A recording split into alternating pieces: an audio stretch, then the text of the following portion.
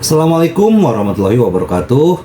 Salam sejahtera buat kita semua. Semoga kita semua dalam keadaan sehat jasmani dan rohani, tidak kekurangan satu apapun. Amin ya robbal alamin. Oke, Mimin akan melanjutkan cerita Liontin Giok Naganya. Tapi seperti biasa, bantu dulu tekan tombol like dan berkomentar juga Tuan dan Nona. Terima kasih sesudah dan sebelumnya. Oke, kita lanjutkan saja ceritanya.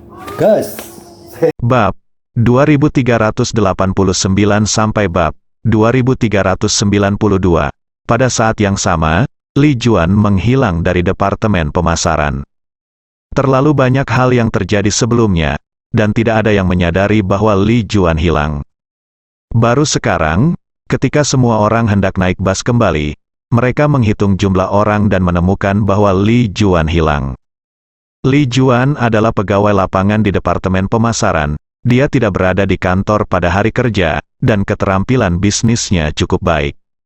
Lagi pula, Ye Chong juga pemimpin departemen pemasaran. Sekarang karena jumlah orangnya berkurang satu, tentu saja itu menjadi tanggung jawabnya.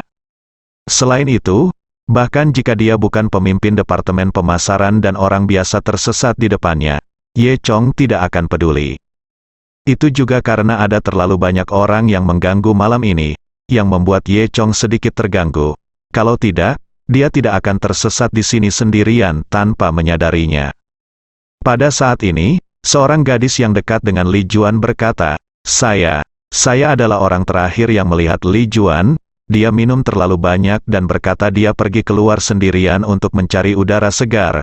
Keluar, dia tidak keluar setelah itu.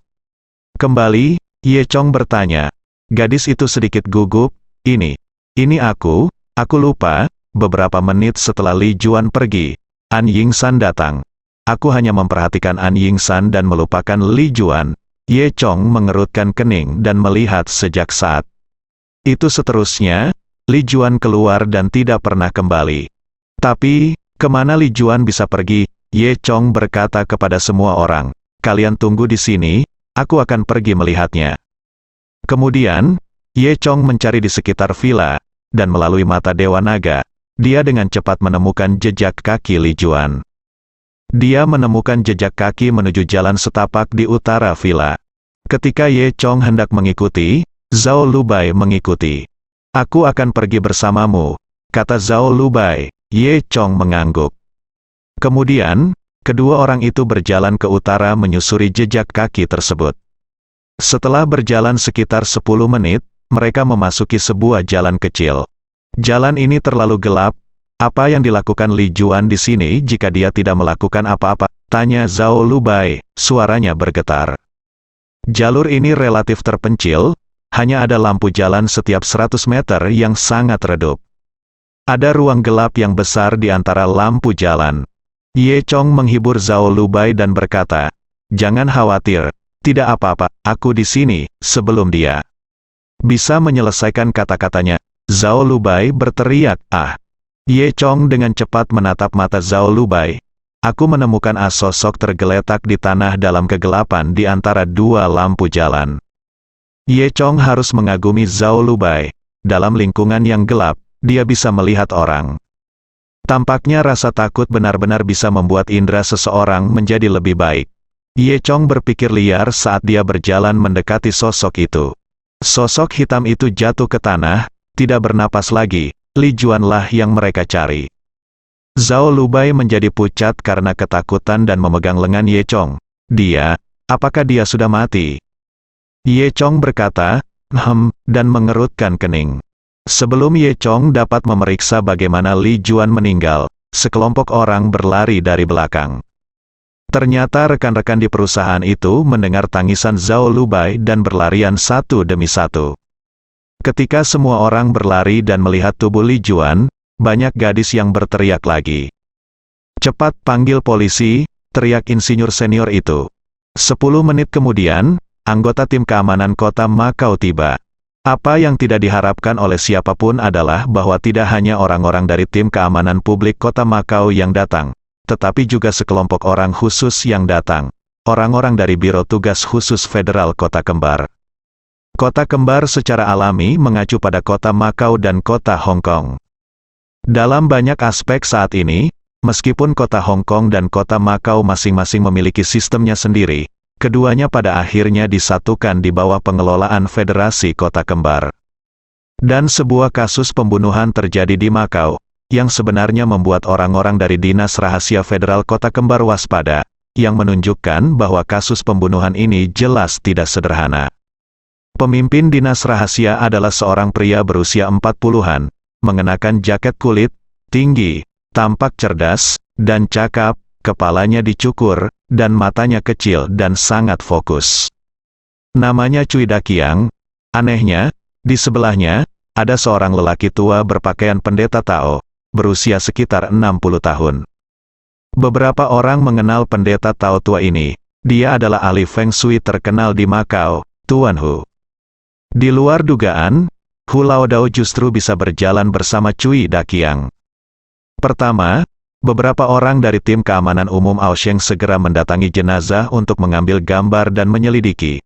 Mereka mengambil gambar sekitar 7 atau 8 menit, kemudian berlari dan melapor ke Cui Dakiang.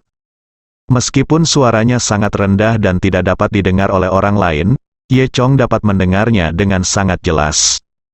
Saya hanya mendengar orang yang membuat laporan berkata, "Tuan Cui, setelah diselidiki, kasus pembunuhan ini sama dengan selusin kasus pembunuhan yang terjadi sebelumnya. Ini jelas merupakan kasus pembunuhan berantai." Ye Chong tidak terkejut oleh berita ini. Karena dia sudah memeriksa jenazah Li Juan sebelum orang-orang ini datang. Dia menemukan bahwa Li Juan meninggal setelah esensi dan darahnya terkuras. Dan metode ini jelas mempraktikkan semacam keterampilan jahat. Mempraktikkan keterampilan jahat semacam ini secara alami tidak akan merugikan hanya satu orang. Ye Chong sudah menduga bahwa akan ada lebih banyak korban. Sekarang sepertinya itu benar. Cui Dakiang mengangguk, dengan ekspresi serius, dan berkata kepada Hu Laodao di sebelahnya, "Guru Tao, ini sudah menjadi orang ke-17 yang meninggal di daerah Suangcheng. Dapatkah Anda melihat apakah ada petunjuk tentang orang ini?" Lalu Hu Laodao mengangguk. Dia mengangguk dan berjalan ke tubuh Li Juan. Dia berlutut dan melihat lebih dekat. Setelah setengah hari, dia mengelus janggutnya dan berdiri. Orang ini juga dibunuh oleh hantu. Sekarang hantu jahat ini telah tiba di Aosheng. Begitu dia mengucapkan kata-kata ini, sepertinya suhu di sekitarnya turun beberapa derajat. Banyak gadis yang begitu ketakutan hingga wajah mereka menjadi pucat. "Apa?" Cui Dakiang mengerutkan kening. "Apakah masih?" Cui Dakiang tidak bisa mengatakan hal seperti hantu. Lagi pula, dia adalah seorang pemimpin senior. Zhao Lubai dengan cemas bertanya pada Ye Chong di sebelahnya, Direktur Ye, apakah itu benar-benar hantu?" Zhao Lubai masih ingat bahwa ketika dia pertama kali bertemu Ye Chong melihat Ling Zi datang menjemput mereka, itu hantu. Jika tidak, dia dan Zhao Yingying akan masuk ke dalam mobil Lexus. Jika mereka melakukannya, konsekuensinya akan menjadi bencana. Oleh karena itu, Zhao Lubai tahu bahwa Ye Chong memiliki kemampuan melihat hantu, jadi dia bertanya kepadanya. Ye Chong menghiburnya, "Xiao Bai, jangan dengarkan omong kosongnya, dari mana datangnya hantu ini?" Sebenarnya, Ye Chong tidak ingin memperhatikan hal-hal sepele seperti itu. Dia hanya mengucapkan kata-kata ini untuk menghibur Zhao Lubai. Namun, pembicaranya tidak disengaja dan pendengarnya disengaja. Cui Dakiang dan Hu Laodao mendengar semua kata-kata ini. Hu Laodao menatap Ye Chong dan berkata, "Nak, apakah kamu mengatakan aku sedang berbicara omong kosong?" Ye Chong memandang Hu Laodao dan berkata, "Apakah ada masalah?" "Nak, saya menyarankan kamu untuk berpikir jernih sebelum berbicara. Saya, Tuan Hu, mulai belajar seni Yin dan Yang dari guru saya pada usia 10 tahun. Saya membuka mata Yin dan Yang pada usia 20 tahun. Saya mendirikan bisnis sendiri pada usia 30 tahun dan mengusir setan yang tak terhitung jumlahnya, hantu, pada usia 40 tahun.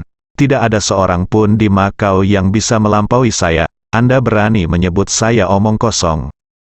Hu Laodao berkata, dengan nada sedikit marah. "Hu Laodao," Ye Chong berkata sambil tersenyum, "begitu, kamu hanya bisa bicara omong kosong." "Kamu, apa katamu?" Hu Laodao berkata dengan marah. "Kamu bocah bodoh, beraninya kamu berbicara menentangku. Ketika orang-orang di sekitarnya melihat Ye Chong, mereka mulai berkelahi lagi, tetapi mereka sudah mati rasa terhadap perilaku Ye Chong. Tidak ada yang bertanya-tanya lagi. Di sisi lain, Cui Daqiang, yang berdiri di sampingnya, memasang wajah marah. Wah, tahukah Anda siapa Direktur Hu? Beraninya Anda berbicara omong kosong di sini. Bahkan gubernur kota kembar kita mendatangi Direktur Hu untuk melihat teknik Feng Shui. Beraninya kamu mempertanyakan Direktur Hu. Lupakan saja, Zuzi tidak cukup baik untuk diajak bicara.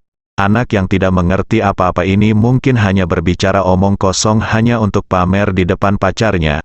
Saya sering melihat anak seperti ini, kata Hu Laodao. Ye Chong berkata sambil tersenyum, kamu tidak seharusnya dipanggil Hu Laodao. Kamu harus dipanggil omong kosong. Hu Laodao meniup janggutnya dengan marah dan melotot.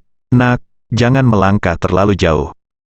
Tuan Hu, abaikan dia, bisnis lebih penting. Ayo kita tangkap hantu, Cui Daqiang berkata.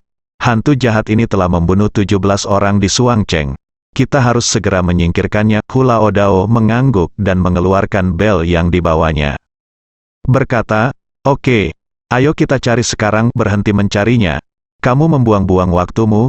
Ye Chong berkata, lagi pula, kamu tidak bisa mengendalikan pembunuh ini. Cui Daqiang berkata dengan suara rendah, kamu apa maksudmu? Hu Laodao belum pernah ditanya seperti ini sebelumnya. Dia sangat marah hingga dia mengutuk, oke. Kalau begitu aku ingin melihat siapa kamu. Kamu bilang itu tidak dilakukan oleh hantu. Tapi kamu mengambil keluarkan buktinya. Benar, jika Anda tidak dapat memberikan bukti, jangan tunda penyelidikan kasus kami di sini, atau saya akan membawa Anda kembali, kata Cui Daqiang. Zhao Lubai sedikit marah.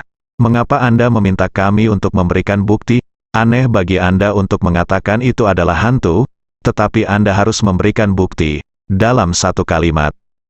Hu Laodao tidak tahu harus berkata apa. Cui Daqiang hanya bisa berkata dengan serius, gadis kecil, saya menyarankan Anda untuk tidak berbicara terlalu banyak.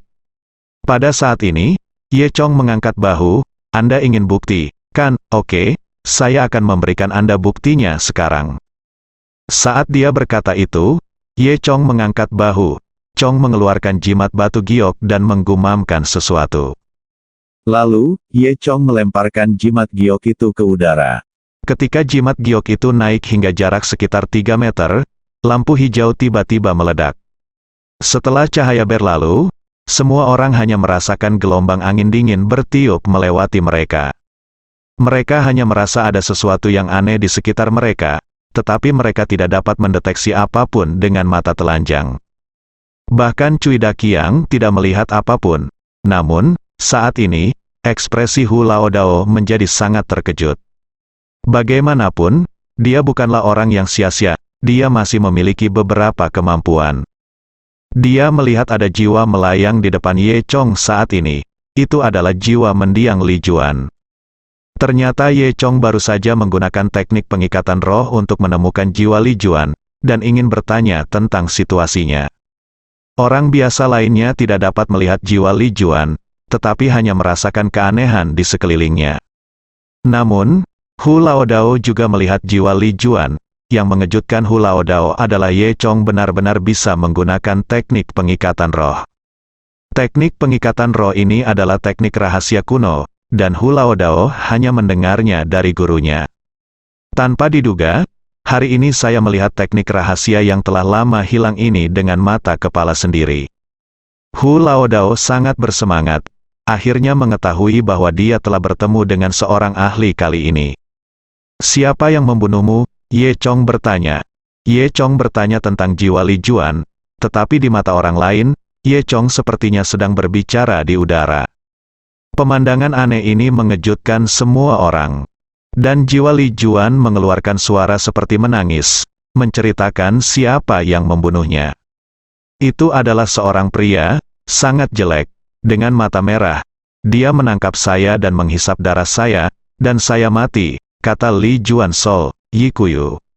Ye Chong mengangguk, Li Juan hanyalah manusia biasa, dan tidak mudah untuk menuliskan hal-hal ini sebelum kematian. Ini juga membenarkan dugaan Ye Chong bahwa seseorang sedang mempraktikkan keterampilan jahat dan menghisap esensi darah Li Juan. Hu Laodao juga mendengar dengan jelas apa yang dikatakan Li Juan Sol dan terkejut. Lalu, Ye Chong melambaikan tangannya dan membubarkan jiwa Li Juan. Angin dingin di sekitarnya juga menghilang seketika. Kemudian, Ye Chong memandang Hu Laodao. Kamu tahu segalanya sekarang. Hu Laodao merasa malu dan berkata dengan malu, saya tahu, saya salah, sepertinya itu tidak dilakukan oleh hantu jahat. Semua orang, termasuk Cui Daqiang, tercengang, mereka tidak mengerti apa yang salah dengan Tuan Hu dan mengapa dia tiba-tiba mengubah kata-katanya. Tao Zhang Hu, siapa kamu? Cui Daqiang bertanya. Hu Laodao menghela nafas dan berkata, hei, saya telah berlatih dengan sia-sia selama lebih dari 60 tahun. Saya sangat sombong. Saya tidak sebaik seorang pemuda berusia 20-an. Tampaknya di masa depan, saya akan benar-benar menjadi disebut omong kosong. Dia menambahkan, dia berkata kepada Cui Daqiang, Tuan Cui, saya benar-benar malu, bukan hantu jahat yang melakukan semua ini. Pembunuhnya adalah orang lain. Mendengar apa yang dikatakan Hu Laodao, Cui Daqiang tidak bisa mau tidak percaya.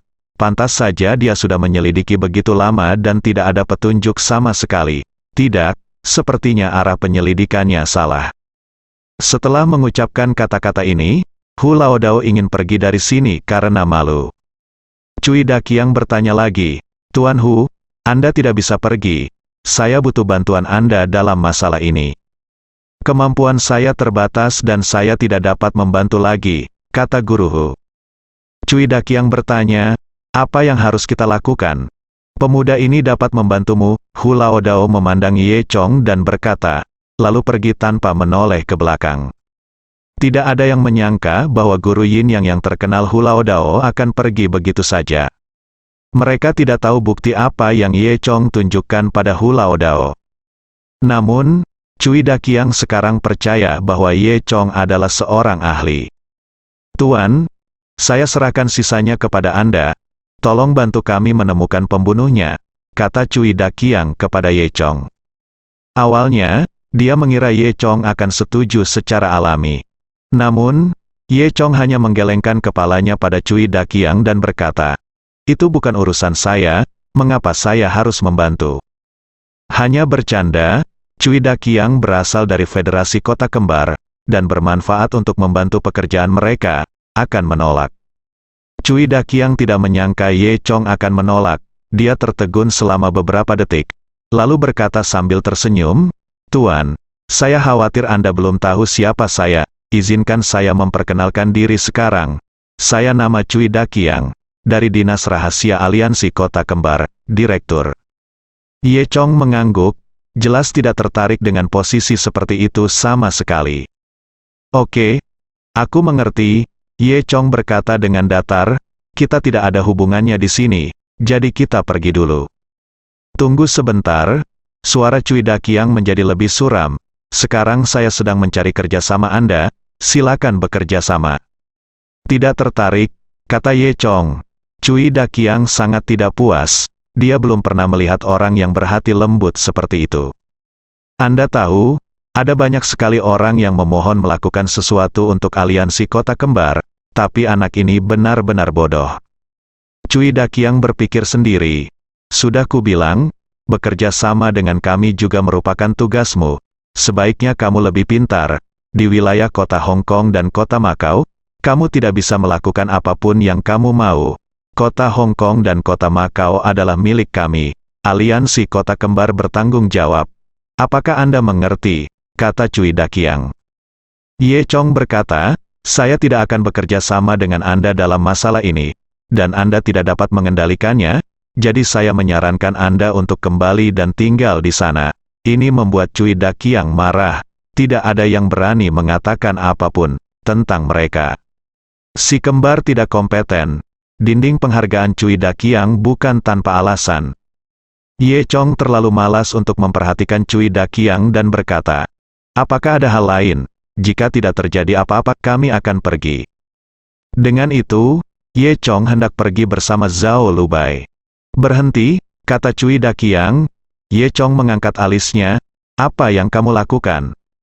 Dia sudah membuat kata-katanya jelas, tapi Cui Daqiang masih main-main, dan Ye Chong hampir tidak sabar. Sekarang menurutku kalian semua terlihat seperti pembunuh. Ikutlah dengan kami.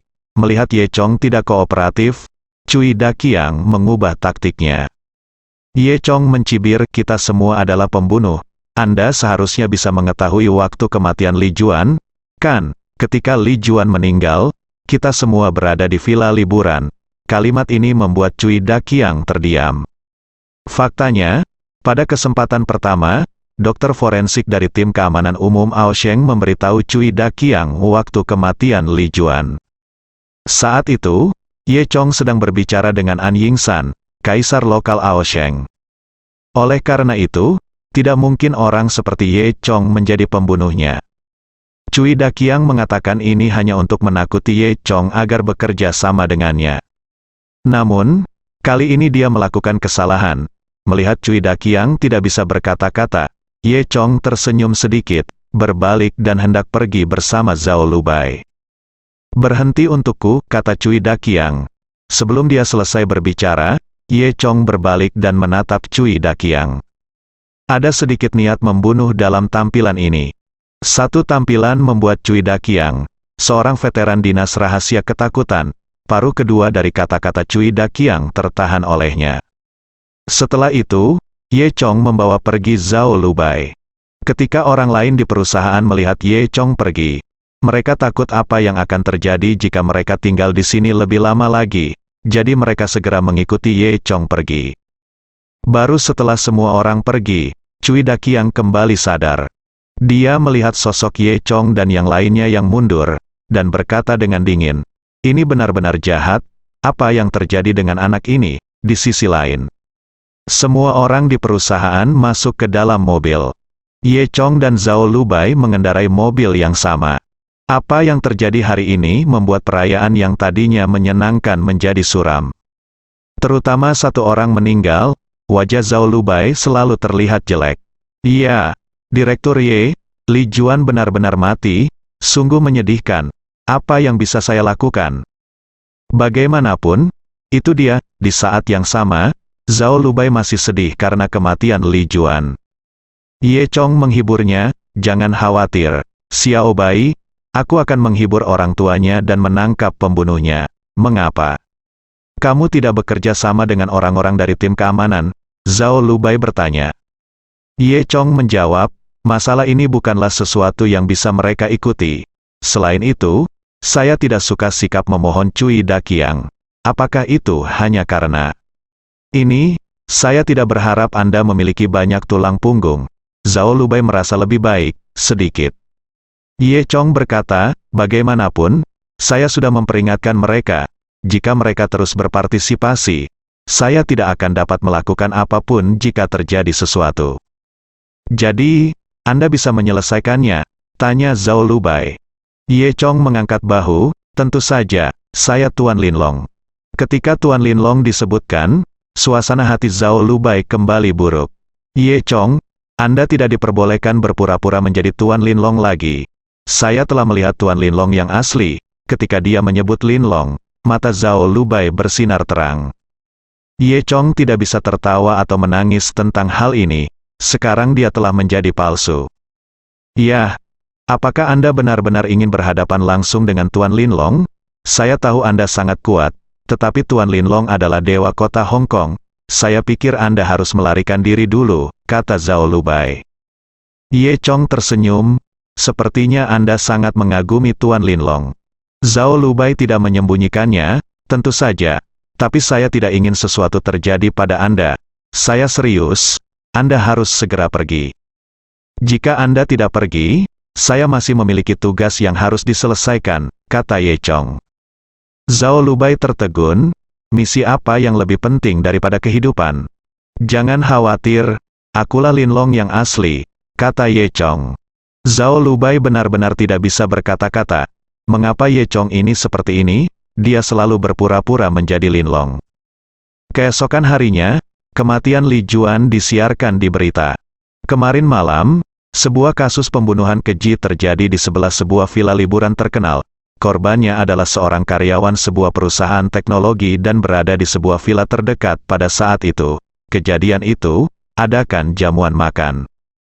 Korban keluar sendirian di tengah jalan dan menjadi sasaran si pembunuh dan dibunuh secara brutal.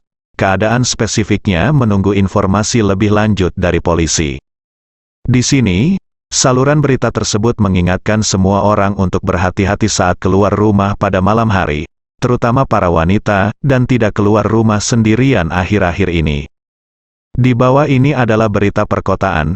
Kemarin, seorang pembawa berita seni bela diri ternama dihadiahi ratusan juta yuan, menimbulkan sensasi di komunitas pembawa berita online.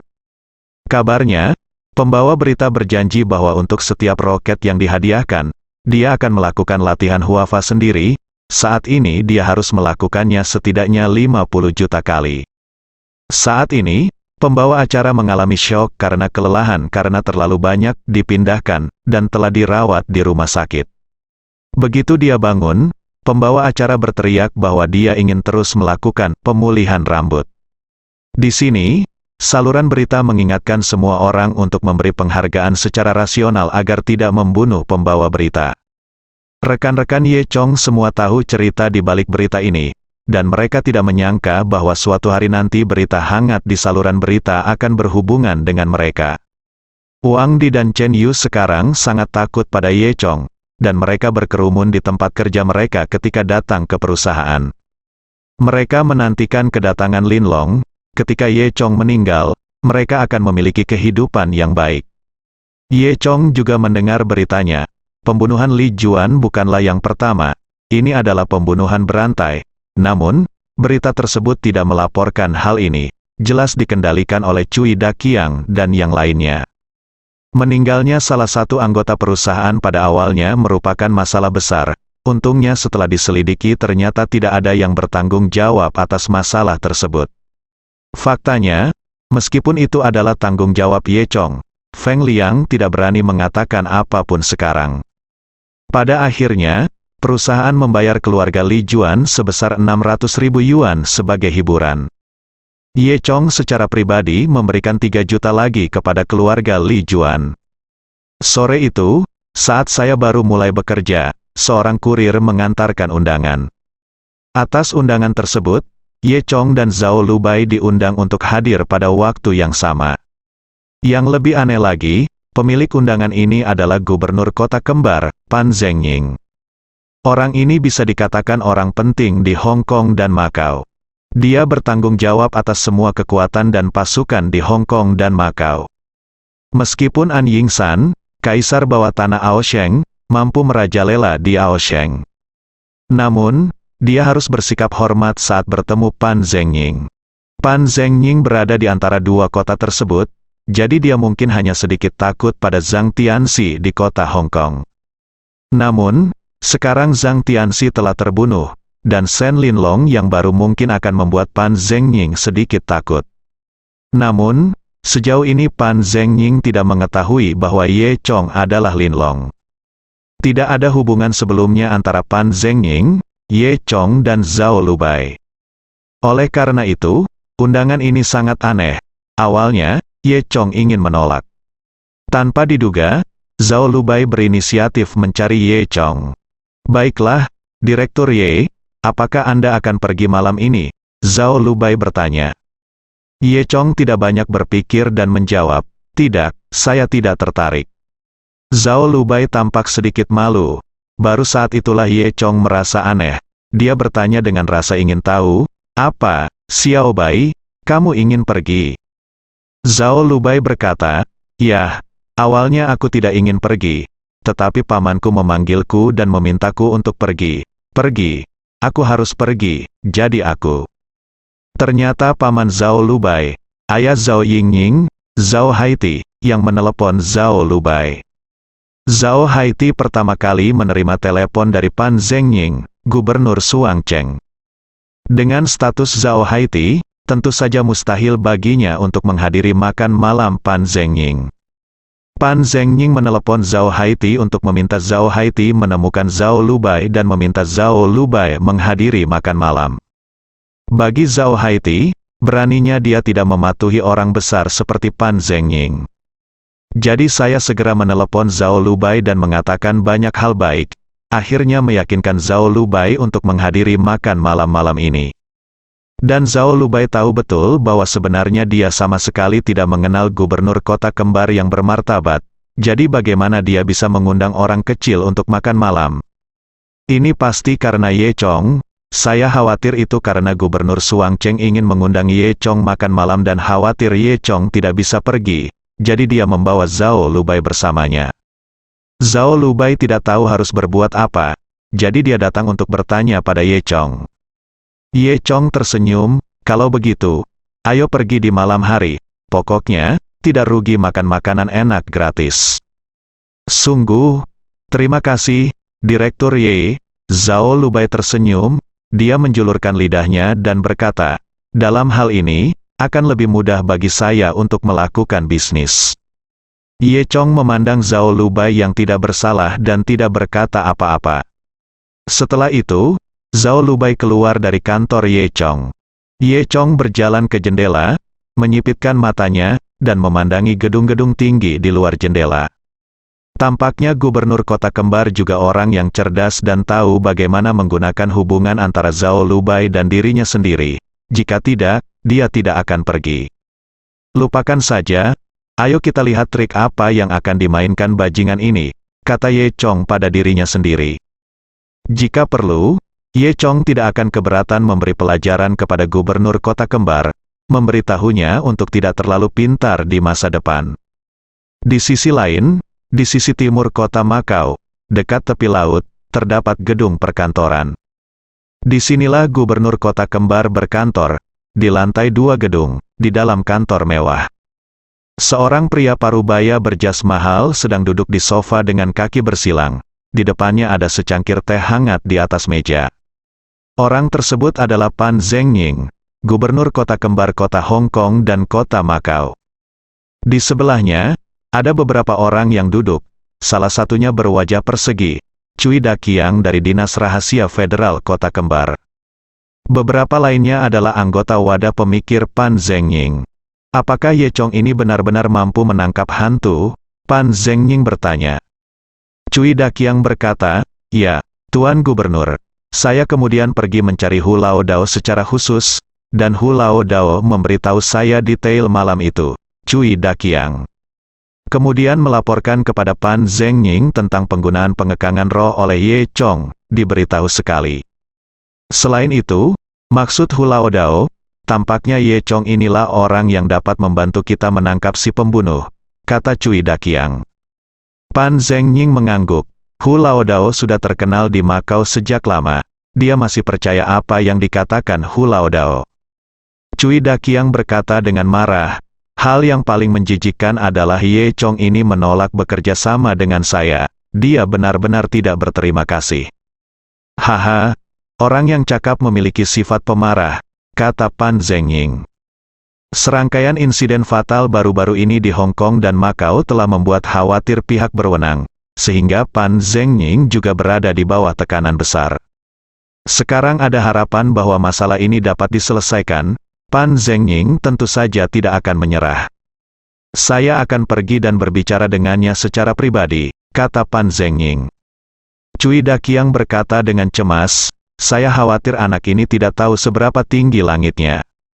Haha, beraninya dia tidak memberi saya muka ketika saya pergi, Pan Zhengying berkata dengan sangat percaya diri. Selain itu, ia memiliki kartu truf lain di tangannya.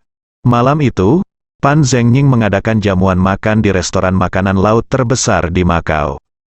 Orang-orang yang dia jamu di perjamuan itu adalah beberapa eselon atas kota Makau, serta beberapa bawahannya. Cui Daqiang termasuk di antara mereka, begitu pula An Qiqiang dari keluargaan. Setelah Ye Chong dan Zhao Lubai pulang kerja, mereka pergi ke tempat perjamuan. Ketika Zhao Yingying mengetahui bahwa Zhao Lubai tidak akan pulang bersamanya lagi hari ini, dia berpikir dengan cemburu di dalam hatinya, anak hilang ini pasti bermain-main dengan seorang pria lagi. Ketika Ye Chong dan Zhao Lubai tiba di hotel, semua orang lainnya sudah semua di sini. Ketika Cui Daqiang melihat Ye Chong, dia menyapanya secara pribadi dan berkata sambil tersenyum, "Tuan Ye, Anda sangat terlambat, tidak pantas bagi kami, Gubernur, untuk menunggu Anda." Seorang Qiqiang mendengus, merasa sangat tidak senang. Yang lain tentu saja sangat terkejut ketika melihat seorang pemuda diperlakukan seperti ini. Ye Chong hanya tersenyum pada Cui Daqiang, lalu tersenyum pada Pan Zhengying, Gubernur Kota Kembar, dan duduk bersama Zhao Lubai. Dia tidak peduli dengan orang lain dan mulai makan. Ketika semua orang melihat penampilan Ye Chong, mereka semua secara mental menuduh Ye Chong bersikap kasar. Melihat sikap arogan Ye Chong, Pan Zheng tidak bisa menahan senyum. Lagi pula, orang-orang meminta bantuan. Pan Zhengying berkata dengan temperamen ninja, "Tuan Ye, saya mendengar Cui Daqiang berbicara tentang kemampuan Anda. Jadi saya mengundang Anda ke sini hari ini karena saya ingin Anda membantu dinas rahasia kami. Ternyata karena masalah ini." Ye Chong mencibir, "Gubernur Pan, terima kasih atas makanannya hari ini. Adapun pembunuhnya, saya akan menanganinya nanti. Biarkan saja, ini di luar kendali Anda," kata Ye Chong. Ye Chong benar, tidak peduli seberapa kuat Pan Zhengying dan Cui Daqiang. Mereka hanyalah orang biasa dan tidak memiliki cara untuk melawan tuan yang diam-diam memupuk kejahatan. Tapi di telinga Pan Zhengying, Ye Chong mengejek dirinya sendiri. Pan Zhengying menyipitkan matanya, "Tuan Ye, saya tidak mendengar apa yang Anda katakan," dengan jelas bersambung.